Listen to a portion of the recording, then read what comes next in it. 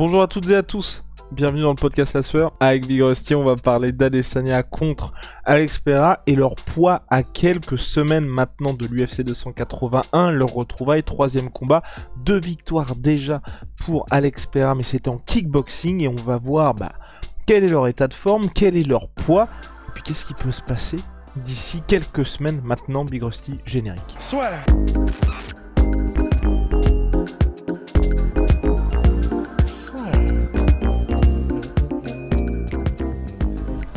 Entre dans l'octogone avec Unibet.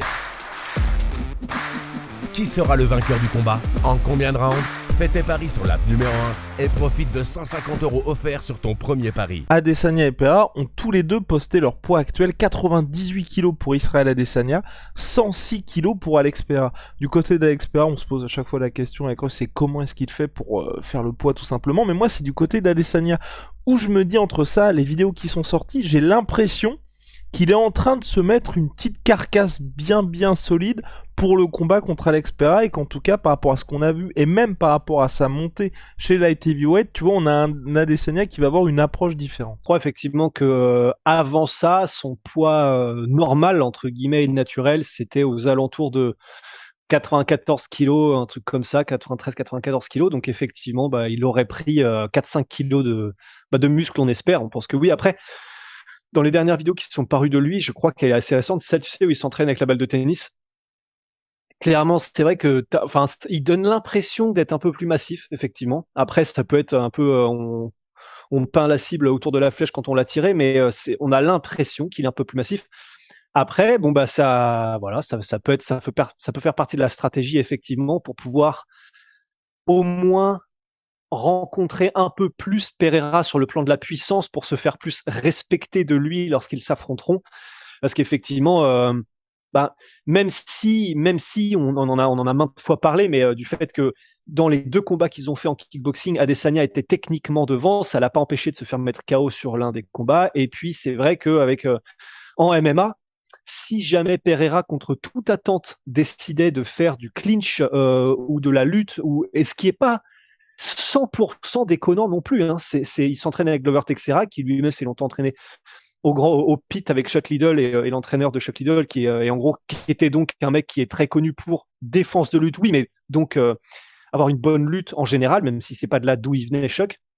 Donc ce serait pas impossible que Pereira décide d'utiliser un petit peu des formes de combat où c'était plus de la préhension. Et auquel cas, forcément, c'est clair que là, il aurait un avantage morphologique, puisque le jour du combat, là, il est à 106 kilos. Peut-être que il est quand exactement déjà le combat contre Adesanya? Le 12 novembre, Big Rusty. Le 12 novembre, il y a encore un petit peu de temps quand même. Mais peut-être que le jour du combat contre Adesanya, peut-être que Pereira, effectivement, sera remonté à peut-être 97, 98, même un peu plus, c'est possible.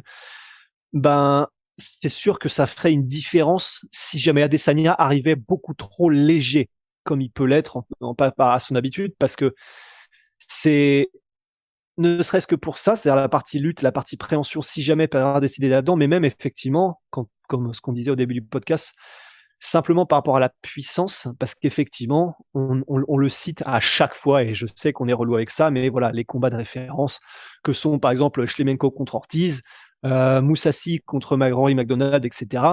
Même en striking, c'est clair qu'il y a un différentiel de puissance quand tu peux mettre des kilos et de la masse musculaire en plus derrière chacun de tes coups que ton adversaire. Donc, il y a moyen qu'Adesanya soit en mode je vais arriver plus lourd que d'habitude pour être plus puissant, pour qu'il puisse pas, entre guillemets, me stalker et avancer sur moi comme il l'entend, et sans que je puisse rien faire autre que me déplacer, privilégier la vitesse, la mobilité, en espérant pas m'en prendre un.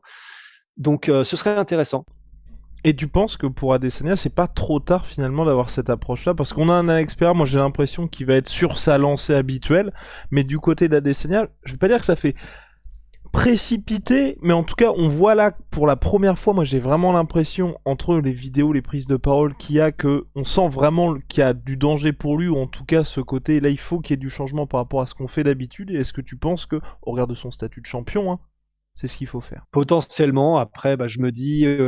Parce qu'il l'avait pas fait contre Jan Blachowicz. Et on était nombreux à se dire, c'est quand même bizarre, le mec il était largement en dessous de la limite de poids des 93 kilos pour Blachowicz. Et là, pour un combat qui est chez les middleweight, il fait peut-être, en tout cas, ce qu'il aurait dû faire lors de sa montée chez les light heavyweight. Après, c'est vrai que généralement, ce qui est dit, c'est que quand tu prends de la masse comme ça peut modifier un peu ton timing, ça peut modifier un petit peu parce que ton corps doit s'habituer un peu plus à une masse musculaire supplémentaire et ça peut, c'est pas handicaper, mais modifier un petit peu la manière dont tu te sers de ton corps, ce qui pourrait nécessiter une adaptation. Faudra voir ce que ça donne le jour du combat contre Pereira, mais je me dis, Pereira qui est un striker, c'est-à-dire que c'est pas quelqu'un qui vient de la lutte, même si je pense qu'il va peut-être l'utiliser et nous surprendre.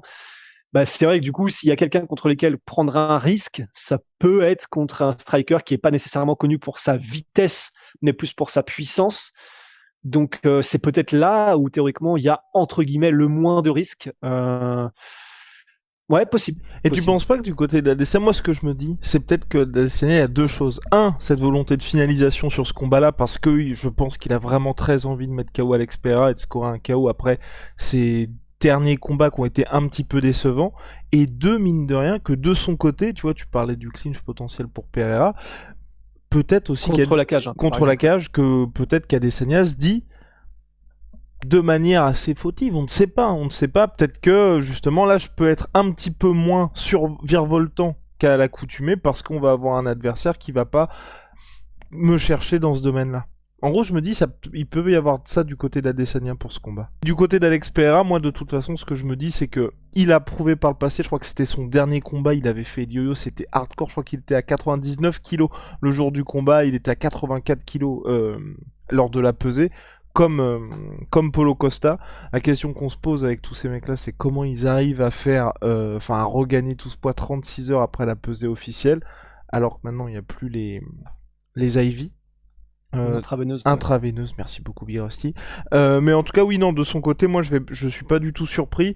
Là, tous les entraînements qu'il montre, que ce soit avec Teixeira, que ce soit avec tout son travail en feinte, là aussi il est sur sa lancée. Moi j'ai hâte d'être à la première interview d'Adesanya, tu sais, longue forme, que ce soit avec ESPN ou avec un autre média, où il va expliquer un petit peu l'état d'esprit dans lequel il est avant ce combat-là. Parce que il est champion, mais t'as quand même l'impression que c'est lui qui a le plus à jouer sur ce combat-là.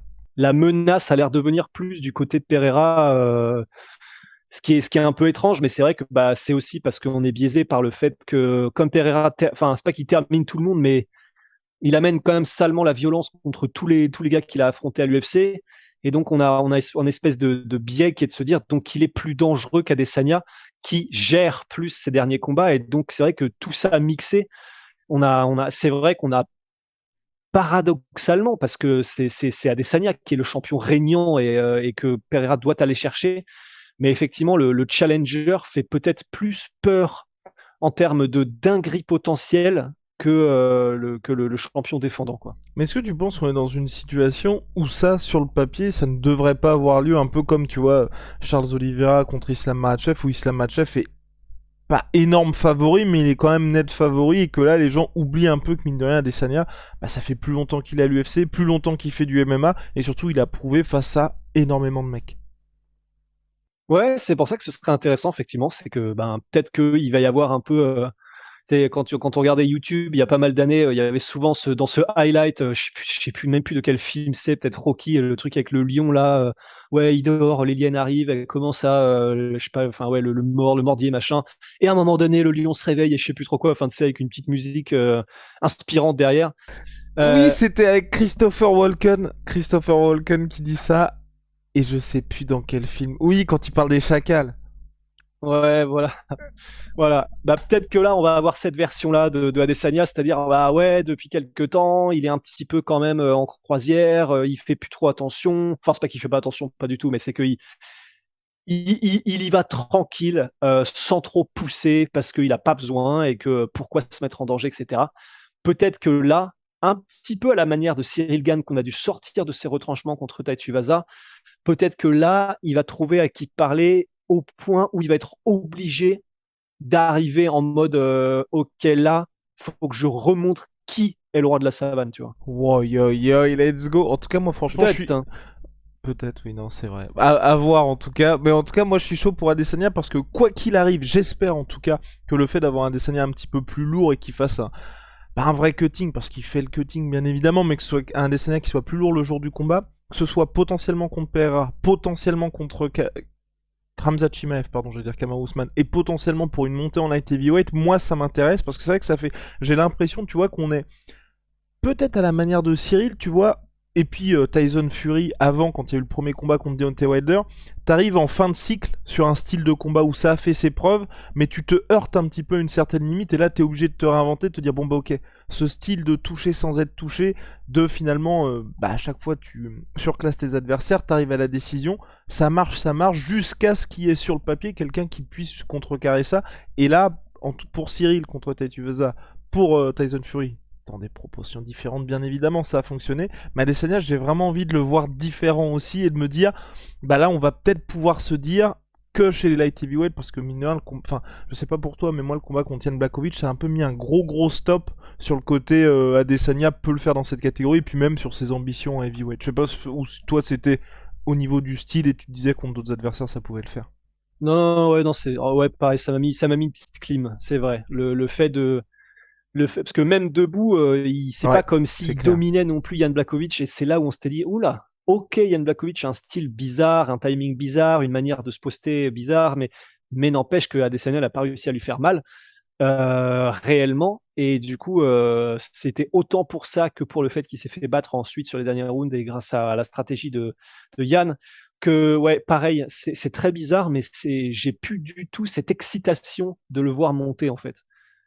Et bah pareil. Bah en tout cas là franchement, j'espère qu'on va avoir un combat de malade. De toute façon, peu importe le vainqueur, je pense que ce sera très bien pour la suite de la catégorie. Et si Adesanya vient mettre KO et qu'on a un Adesanya nouveau, moi aussi je serais. En fait, on va dire que ça va confirmer tout ce que tu vois, enfin que ce soit son camp d'entraînement, que ce soit même Adesanya quand il est très sérieux, qu'il explique que justement il laisse rien au hasard et qu'il est hyper méticuleux dans ses préparations. Mais c'est vrai que sur ses dernières performances, on voit un petit peu moins ce côté-là parce que le rendu global est un peu moins impressionnant.